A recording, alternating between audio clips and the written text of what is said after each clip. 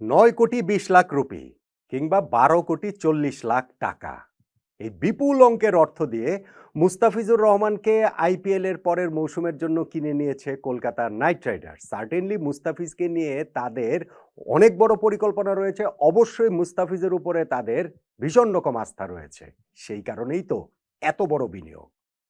অথচ Kolkata night Riders পুরো আইপিএলে মুস্তাফিজুর রহমানকে পাচ্ছে না। মুস্তাফিজ দল পাওয়ার পর থেকে তো এটাই আলোচনার মধ্যে আছে অনেক বেশি করে আমাদের ক্রিকেট মহলে, যে মুস্তাফিজকে ফুল সিজনের জন্য বিসিবি এনওসি দিয়েছে কিনা। আমি বিসিবির সঙ্গে কথা বলেছি এবং আমি আপনাদের নিশ্চিত হয়েই বলছি যে না, পুরো সিজনের জন্য মুস্তাফিজকে এনওসি দেয়া হয়নি।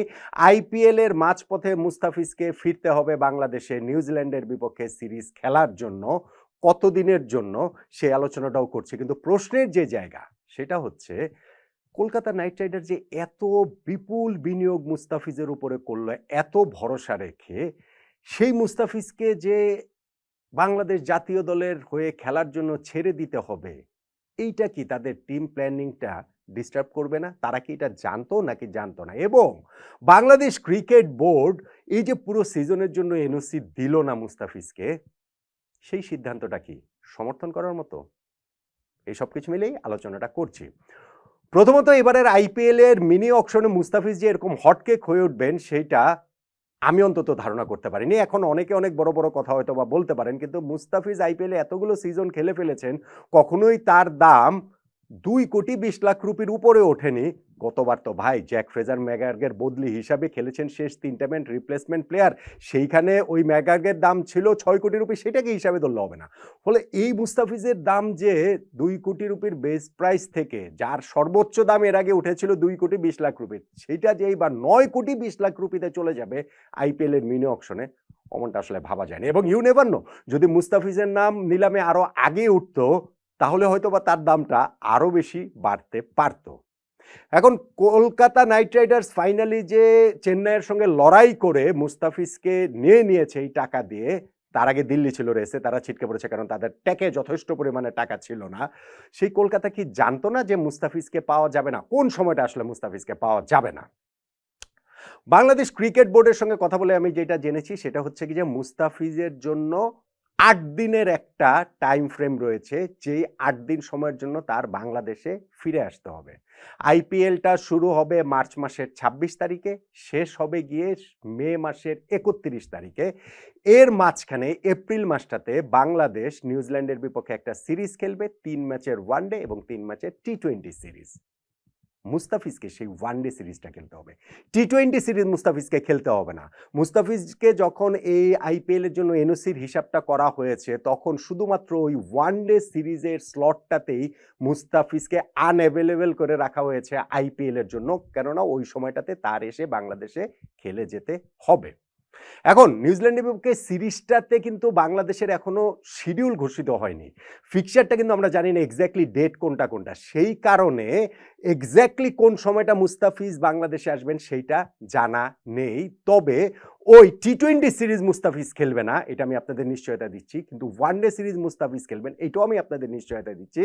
এবং ওই স্লটটাতেই আইপিএল থেকে তার বাংলাদেশে চলে আসতে হবে। নিউজিল্যান্ড সিরিজের ফিক্সার ঘোষিত হলে তখন আমরা ওই জিনিসটা জানতে পারবো, যেহেতু 3টা মাত্র ম্যাচ, সেই 3টা ম্যাচের জন্য মুস্তাফিজকে বাংলাদেশের জার্সিতে এসে খেলতে হবে, কলকাতা নাইট রাইডার্সকে ছেড়ে এসে। ওই টাইম স্লটটা হচ্ছে গিয়ে বিপিএল এর মানে আইপিএল কর্তৃপক্ষের কাছে বাংলাদেশ ক্রিকেট বোর্ড থেকে যেই জায়গাটা গিয়েছে অ্যাভেলেবিলিটির ব্যাপারটা, সেখানে ওই 8 দিনের একটা স্লট খালি রাখা হয়েছে, নির্দিষ্ট ডেটটা হয়ে গেলে সেটা আসলে জেনে যাবেন। কলকাতা নাইট রাইডার্স জানতো না? অবশ্যই জানতো। চেন্নাই সুপার কিংস জানতো না? অবশ্যই জানতো। ইভেন মুস্তাফিজের জন্য শুরুতে যে বিট করেছে দিল্লি ক্যাপিটালস জানতো না? অবশ্যই জানতো। ভাই কাম অন, এইটা আইপিএল, এইটা ধরেন আমাদের বিপিএল না। ধরেন মুস্তাফিজুর রহমানকে কলকাতা নাইট রাইডার্স কিনে নিয়েছে 9,20,00,000 রুপিতে, বাংলাদেশি টাকায় সেইটা 12,40,00,000 টাকা একজন প্লেয়ারের জন্য। আর আমরা যে বিপিএল আয়োজন করতে যাচ্ছি সেইখানে পুরো টিমের বাজেটই এই 12,40,00,000 টাকার চেয়ে কম। মানে বিসিবি তো তাদের কাছ থেকে 10 কোটি টাকা ব্যাংক গ্যারান্টি নিয়েছে আর 2 কোটি টাকা হচ্ছে গিয়ে ওই অ্যাপিয়ারেন্স ফি নিয়েছে এবং 12 কোটি টাকার মধ্যে ওই প্লেয়ারদের স্যালারি ক্যাপ যে করে দেওয়া হয়েছে তাতে করে ওই 12 কোটি টাকার মধ্যে একটা ফ্র্যাঞ্চাইজি রান করে। সো বাংলাদেশের এই বিপিএল এ পুরো একটা ফ্র্যাঞ্চাইজির খরচের চেয়ে মুস্তাফিজের একার জন্য বেশি খরচ করেছে কলকাতা নাইট রাইডার্স। তারা এটা জানতো না যে মুস্তাফিজ কোন সময় অ্যাভেলেবেল থাকবেন, কোন সময় অ্যাভেলেবেল থাকবেন না? অবশ্যই জানতেন, সবাই জানে, সব প্লেয়ারের ব্যাপারেই জানে। প্রত্যেকটা ক্রিকেট বোর্ডের কাছ থেকেই ওই এনওসি যায় প্লেয়ারদের এই আইপিএল কর্তৃপক্ষের কাছে, সেইখান থেকে হচ্ছে গিয়ে এই দলগুলোর কাছে চলে যায়। ফলে কোন প্লেয়ার কখনো অ্যাভেলেবেল না সেটা তারা জানতেন। মুস্তাফিজ যে ওই যে 8 দিনের জন্য অ্যাভেলেবেল থাকবেন না, বাংলাদেশের জার্সিতে খেলার জন্য তার ফিরতে হবে, এইটা কলকাতা নাইট রাইডার্স জানতো এবং জেনেই মুস্তাফিজের জন্য তারা এইভাবে ঝাঁপিয়েছে। ওই সময় ফিকচার দেখলে হয়তো বা বোঝা যাবে, আমার ধারণা প্রবাবলি হয়তো বা 2টা ম্যাচ মুস্তাফিজের মিস হতে পারে আইপিএলে এই বাংলাদেশের জার্সিতে খেলার জন্য। এর চেয়ে বেশি ম্যাচ মিস না হওয়ার কথাই বেশি, সম্ভাবনার জায়গাটাই আসলে বেশি। ফিকচারটা বের হলে সেটা আমরা দেখতে পাবো। এখন নাম্বার 2 যে কোয়েশ্চেন, বাংলাদেশ ক্রিকেট বোর্ডের এই যে সিদ্ধান্ত, সেই সিদ্ধান্তটাকে ঠিক আছে কিনা মুস্তাফিজকে পুরো সিজনের জন্য এনওসি আইপিএলে না দেওয়ার। এমনি তো আমাদের এখানে তো অনেক রকম অনেক থিওরি তো থাকেই, থিওরি থাকে না আমাদের, যেমন ধরুন মুস্তাফিজকে কলকাতা নাইট রাইডার্স নিয়েছে কেননা তাহলে তাদের সোশ্যাল মিডিয়া অ্যাক্টিভিটিস অনেক ভালো হবে, ওইখানটাতে বাংলাদেশি দর্শকদের তারা পাবে, ফলে ওই জায়গাটাতে তাদের হচ্ছে গিয়ে অনেক টাকা পয়সা তারা ইনকাম করতে পারবে। বুলশিট কথাবার্তা। বাংলাদেশের ক্রিকেটারদের নেওয়া হয় কিংবা নেওয়া হয় না রাজনৈতিক কারণে, আইপিএল এর দলগুলোর কাছে ওই রকম নির্দেশনা যায়, বুলশিট কথাবার্তা। ঠিক তেমনি ভাবে এইখানটাতে হচ্ছে গিয়ে যে বিসিবি এবং বিসিসিআই, এই যে ভারতীয় ক্রিকেট বোর্ড এবং বাংলাদেশ ক্রিকেট বোর্ড, এই জায়গাটাতে আমাদের প্লেয়ার যদি না ছাড়ে বা তাদেরকে যদি ফুল সিজনের জন্য এনওসি না দেওয়া হয়, তাহলে আমাদের ক্রিকেটার, বাংলাদেশের ক্রিকেটারদের আইপিএল এ নিষিদ্ধ করা হবে, এরকম আলোচনাও আছে। ওইটাও বুলশিট কথাবার্তা। এটা প্রত্যেকটা দেশের ক্রিকেট বোর্ডই তাদের প্রায়োরিটি সেট করে ওইভাবে জানিয়ে দেয় ইন্ডিয়ান ক্রিকেট বোর্ড আইপিএল কর্তৃপক্ষকে, সেই সূত্রেই দলগুলো আসলে ক্রিকেটারদের নিয়ে থাকে। বাংলাদেশ ক্রিকেট বোর্ড যে ফুল সিজনের জন্য এনওসি দিচ্ছে না মুস্তাফিজকে, সেইটা আসলে কতটা যৌক্তিক সেটি তো কথা আলোচনাটা করছিলাম। আমি বলবো যৌক্তিক, 100% যৌক্তিক। ভাই, বাংলাদেশের 2027 ওয়ানডে বিশ্বকাপ সরাসরি কোয়ালিফাই করার ব্যাপার রয়েছে এবং সেইখানটাতে আমাদের এই মুহূর্তে অবস্থান খুব একটা ভালো না। নিউজিল্যান্ডের বিপক্ষে হোম সিরিজের 3টা ম্যাচ আমাদের জন্য ভীষণ রকমের গুরুত্বপূর্ণ।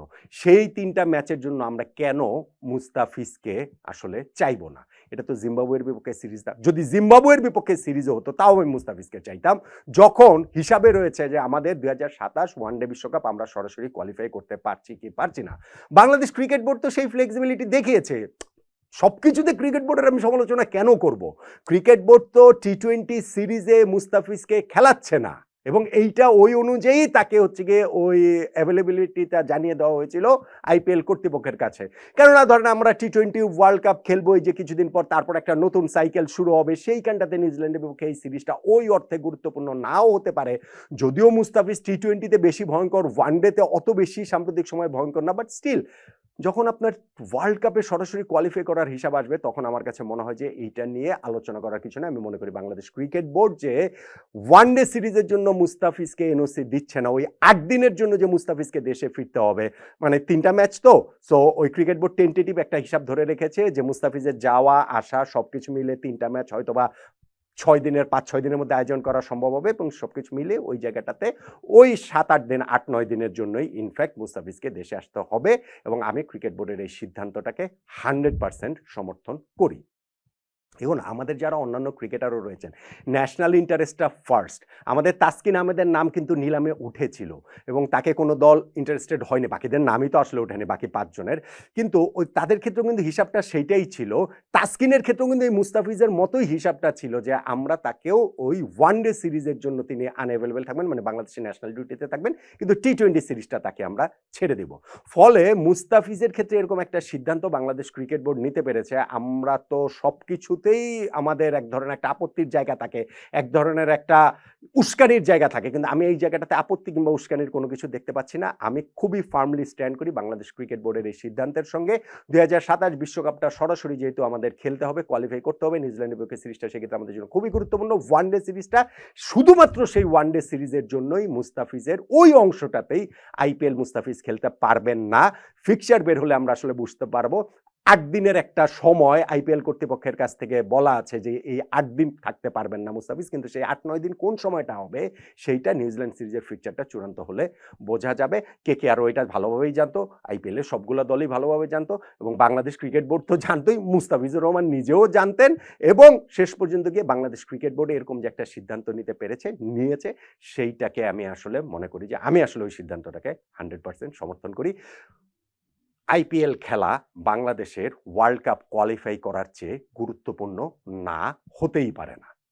মুস্তাফিজকে তাই এই পুরো আইপিএল এর এনওসি না দিয়ে নিউজিল্যান্ডের বিপক্ষে ওয়ানডে সিরিজ খেলানোর যে সিদ্ধান্ত বাংলাদেশ ক্রিকেট বোর্ড নিয়েছে এবং টি-20 সিরিজে ধরেন ছেড়ে দেওয়ার যে সিদ্ধান্ত নিয়েছে, বোর্ডের সেই সিদ্ধান্তটাকে আমি 100%